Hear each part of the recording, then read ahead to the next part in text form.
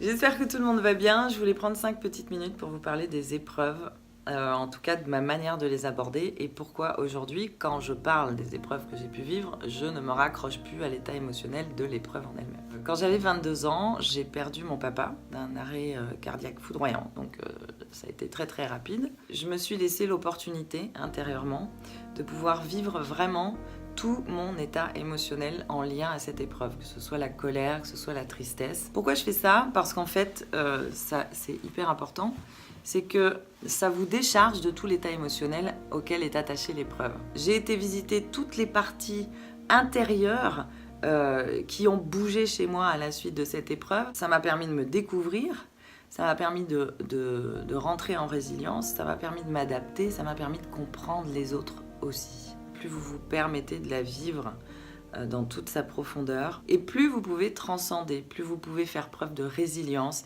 et plus cette épreuve ne vous appartiendra plus. Souvent, on veut fuir parce que c'est très difficile, forcément, c'est très souffrant, c'est pas super lumineux comme truc, et puis les émotions que ça provoque, on n'arrive pas trop à les accueillir. Le fait de fuir l'épreuve, dès que vous allez en reparler, vous allez avoir toute cette charge émotionnelle que vous n'avez pas pleinement vécue qui va remonter. Aujourd'hui, quand je parle du décès de mon père, je ne revis pas la situation, je ne me rebranche pas dessus, je ne revis pas les émotions parce que dans l'instant, je les ai pleinement vécues. Je me laisse l'opportunité d'être profondément bienveillante et d'être profondément dans le flot de ce que je peux vivre. Et puis, au bout d'un moment, le fait de le vivre, je vais vouloir changer parce que c'est le bon moment et parce que j'aurai vécu l'expérience que j'ai à vivre. Le fait de vivre les choses comme ça me permet de régler les dossiers. Je plonge dans l'épreuve et je règle les dossiers et je passe à autre chose en étant légère, en ayant compris, en ayant appris, en ayant grandi aussi. Et ça, c'est génial. Parce que le fait de fuir l'épreuve va faire que si vous en vivez une autre derrière, vous allez cumuler les charges émotionnelles et elles vont ressortir, mais alors, fois 20 000.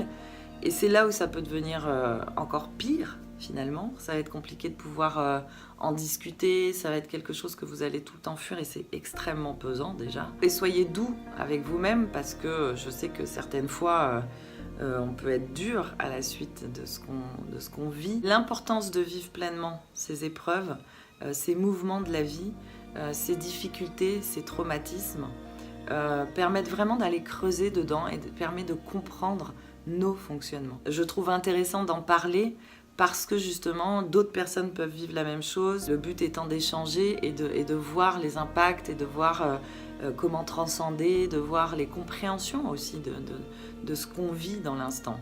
C'était un petit partage d'expérience, de retour d'expérience, en tout cas de ma manière d'aborder les épreuves. J'en ai eu d'autres après dans ma vie. Je me dis, heureusement que j'ai vécu ça comme ça parce que sinon on ne serait pas sorti de l'auberge. Gros bisous et je vous souhaite d'être doux et bienveillant avec vous-même dans tout ce que vous pouvez vivre, que ce soit des épreuves difficiles ou que ce soit des moments où vous n'êtes pas bien. Accueillez-le, laissez-vous le temps, arrêtons de se foutre une pression, voilà.